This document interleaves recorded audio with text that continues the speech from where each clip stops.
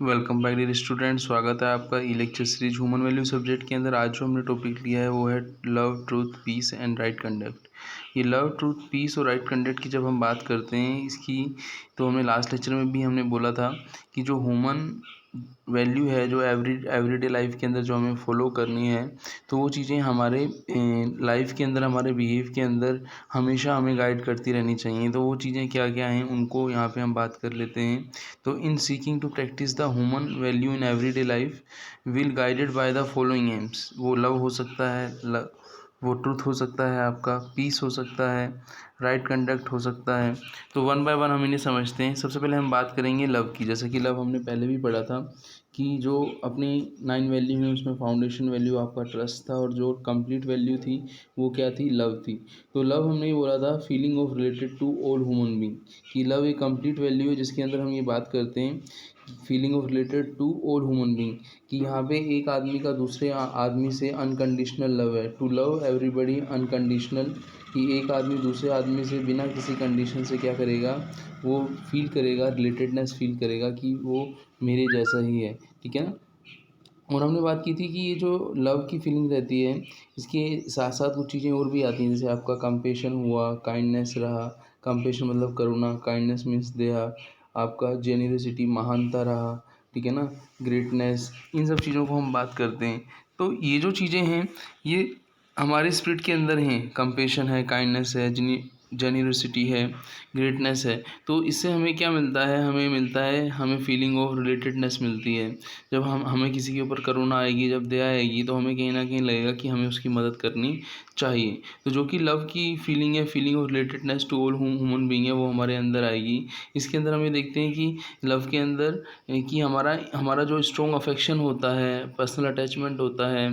ठीक है ना। कि पर्सनल अटैचमेंट इसलिए होता है क्योंकि हम किसी सामने वाले से ट्रस्ट के बेस पर, आपका रेस्पेक्ट के बेस पर, अफेक्शन के बेस पर हम जुड़े रहते हैं। आपने कभी कभी देखा होगा कि हम किसी की मदद करने के लिए तैयार रहते हैं। हमारे फैमिली मेम्बर हमें कभी तो सपोर्ट करते हैं, कभी नहीं करते, पर हमारा मन करता है कि हम उनकी क्या करें, मदद करें। तो हम आगे बढ़ के उनकी मदद भी करते हैं। तो ये क्या कहलाता है आपका, ये जो अपना केयर फॉर अदर्स के लिए है, रिलेटेडनेस का है, एनवायरनमेंट का है, each and other our self का है, ये लव कहलाता है। ये सबसे आपकी कंप्लीट वैल्यू ये मानी जाती है। और ये जो स्टार्ट होती है ये हम एक पर्सन से स्टार्ट होकर अदर ह्यूमन बीइंग से तक जाती है फीलिंग ऑफ अफेक्शन के साथ, और धीरे धीरे ये क्या होती है, ऑल ह्यूमन बीइंग के साथ आ जाती है। जैसे कि हम बात करें कि लव क्या है, आपकी कंप्लीट वैल्यू है। फिर हम बात करते हैं ट्रुथ की। ट्रुथ जैसा कि नेम से क्लियर है, ठीक है ना, सत्यमेव जयते आपने सुना होगा कि जब भी हम जो भी हम कुछ बोलें, ठीक है ना,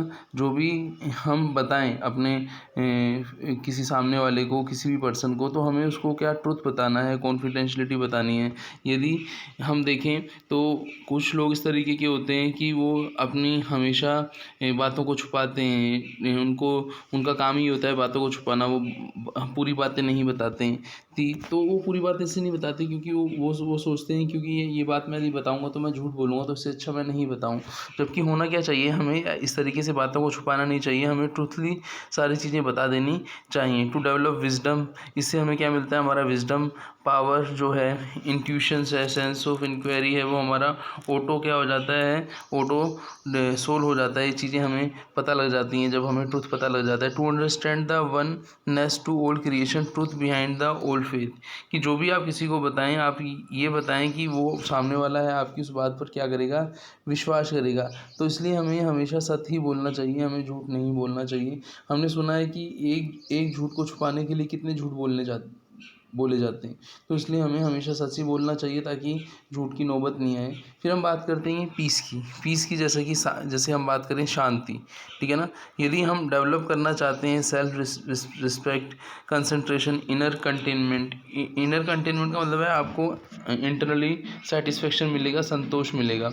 कामनेस हम क्या करना चाहते हैं, डेवलप करना चाहते हैं हम अपने अंदर। तो हमें क्या करना पड़ेगा, इन चीज़ों के लिए हमें पीस की तरफ बढ़ना रहना पड़ेगा। पीस का मतलब ये हुआ कि हमें क्या करना पड़ेगा, दूसरे का कोऑपरेट विद वैल्यू, दूसरे की हेल्प करनी पड़ेगी, हमें कुछ कंट्रीब्यूशन करना पड़ेगा जिससे हमें लगे कि हमें शांति मिली है। जैसे आप देखें कि कोविड पेंडेमिक के अंदर हर पर्सन एक दूसरे की मदद कर रहा है किसी ना किसी रूप में, कि कोरोना पॉजिटिव के घर पे खाना पहुंचा के, या फिर फाइनेंशियली डोनेट करके, या पीएम केयर में डोनेट करके, या फिर कहीं भी किसी भी फॉर्म में हेल्प कर रहा है। तो ये जो चीज़ें, ये जो हमारा बिहेवियर है, इससे हमें क्या मिलता है, हमें पीस मिलती है। ठीक है ना, हमारे अंदर डेवलप होती है फॉरगिवनेस की स्पिरिट डेवलप होती है, पेशेंस आता है।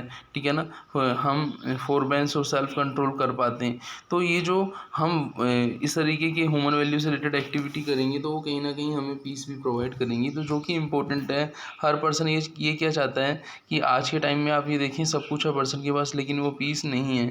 वो पीस कहाँ से मिलेगी, उसका यही है कि आपको खुद को समझना है, खुद का कंसंट्रेशन करना है, जिसमें आपको खुद को संतोष आए, उस तरीके का आपको कंट्रीब्यूशन करना है, लोगों की हेल्प करनी है, अपने बिहेवियर के अंदर चेंजेस लाना है ताकि आपको पीस मिल सके। फिर हम बात करेंगे राइट कंडक्ट। जैसा कि नेम से क्लियर है कि हमें रॉन्ग कंडक्ट नहीं करना। रॉन्ग कंडक्ट का मतलब ये हुआ, जैसे कि आप ये देखें कि हमने जब पढ़ा था एक्सीलेंस और हमने पढ़ा था कॉम्पिटिशन्स, तो उसके अंदर हमने देखा था कि एक्सीलेंस के अंदर तो हम अच्छा करते हैं कि जिसकी योग्यता कम है या फिर हमारी योग्यता कम है, तो हम में से जिसकी योग्यता अधिक है वो दूसरे को मदद करता है अपनी योग्यता को बढ़ाने में, उसकी योग्यता को बढ़ाने में मदद करता है।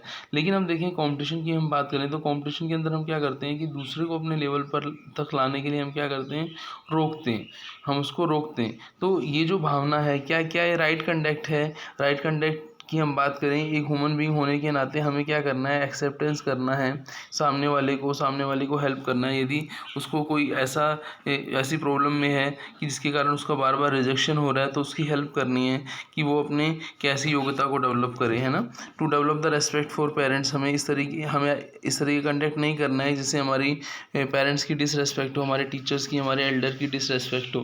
क्योंकि यदि हम किसी को रेस्पेक्ट देंगे तभी हमें रेस्पेक्ट मिलेगा, इसलिए हमें किसी का डिसरेस्पेक्ट नहीं करना है। हमें सेल्फ रिलायंस, खुद पर निर्भर रहना है। हमें कोई भी वॉयलेंस की एक्टिविटी नहीं करनी है। जैसे कि मैंने आपको बताया था कि जब हम बात करते हैं कि मैं तो सामने वाले के साथ किस में रहना चाहता हूँ, बोलो, रिलेटेडनेस के साथ में रहना चाहता हूँ, लेकिन सामने वाला मेरे साथ इस तरीके से रहता है या फिर नहीं रहता, तो वो चीज़ मुझे डिस्टर्ब करेगी नहीं करेगी, बताओ आप यही, यस सर, बिल्कुल यही करेगी। आज के टाइम में यही देखा गया है कि एक पर्सन खुद तो सबके साथ अच्छा रहता है, लेकिन जो अदर पर्सन है वो उसके साथ अच्छे नहीं रहते, वो उसके अपोजिशन में रहते हैं। तो ये जो अपोजिशन की भावना है, इसको हमें क्या करना होगा, ख़त्म करना होगा। यदि हम अपोजिशन की भावना को ख़त्म करेंगे तभी तो हम एक दूसरे की हेल्प कर पाएंगे। बोलो बेटा, हम सामने वाले का सम्मान करें, आदर करें, ठीक है ना, non violence, feeling of respect करें, हम डिसरेस्पेक्ट नहीं करें। तो ये चीज़ें हमें हेल्प करेंगी। इसके अलावा हम ये देखें कि हम किसी को हार्म नहीं करना। जैसे हम बोलते हैं ना, आपके मन से, आपके वचन से, ठीक है ना, कर्म से किसी को हमें हानि नहीं पहुंचानी। थॉट, वर्ड और डीड के थ्रू हमें किसी को हानि नहीं पहुंचानी। To develop the reverence and concern for all human being, हमें ऑल ह्यूमन बीइंग के डेवलपमेंट के लिए, आपको याद होने पड़ा था रेवरेंस। रेवरेंस याद है आपको, क्या था रेवरेंस? भूल गए इतनी जल्दी? रेवरेंस क्या था? रेवरेंस का मतलब है श्रद्धा। फीलिंग ऑफ रेवरेंस का मतलब ये हुआ कि वो हम सामने वाले की एक्सीलेंस के लिए काम करेंगे। हम एक्सीलेंस की हम बात करेंगे, चाहे हम सेल्फ से, फैमिली या सोसाइटी या नेचर की हम बात करें, तो हम हारमोनी के लिए हम क्या करेंगे, एक्सीलेंस के लिए काम करेंगे। कि one help to bring the other to his level, कि सामने वाले को अपने लेवल तक लाना जिसका जो है, जिसकी योग्यता अधिक है। तो कहीं ना कहीं हम देखें टू डेवलप रेवरेंस हम करेंगे और ह्यूमन बीइंग के लिए करेंगे। और ये हमारा जो हमारी सर्विस रहेगी, ये हमारी निस्वार्थ रहेगी, सेल्फलेस सर्विस रहेगी, ठीक है ना। तो हम इस तरीके से वर्क करेंगे। हम जैसे हम देखें कि किसी का विरोध नहीं करना, किसी के अपोजिशन में नहीं रहना, टॉलरेंस टुवर्ड अदर हम नहीं करेंगे। तो ये क्या माना जाएगा, हमारा राइट कंडक्ट माना जाएगा। अब वास्तव में हम देखें, जो हमने लास्ट टॉपिक पढ़ा था यूनिवर्सल ह्यूमन ऑर्डर, उसमें हो क्या रहा है वास्तव में, आप देखें कि तो हमने देखा था all out to possess social and economic right including education, health care and adequate nutrition, housing, clothing, की सबको इन चीज़ों का राइट है। कि जैसे आप देखें बॉडी के नर्चर प्रोटेक्शन के लिए न्यूट्रिशन वगैरह है, हाउसिंग है, क्लोथिंग है, तो ये आपको पता है फ्री एजुकेशन वगैरह है, ये सब चीज़ें क्या हैं, राइट हैं। ट्रांसपोर्टेशन क्या है, राइट है। लेकिन हम यूनिवर्सल ऑर्डर के अंडर देखें कि क्या सबको ये सभी रिसोर्सेज मिलते हैं, तो आप कहेंगे नहीं सर, ये जो रिसोर्सेज हैं ये उनके पास ये जो सोर्सेज हैं उनके पास तभी मिलते हैं जब उनके पास रिसोर्सेज हो।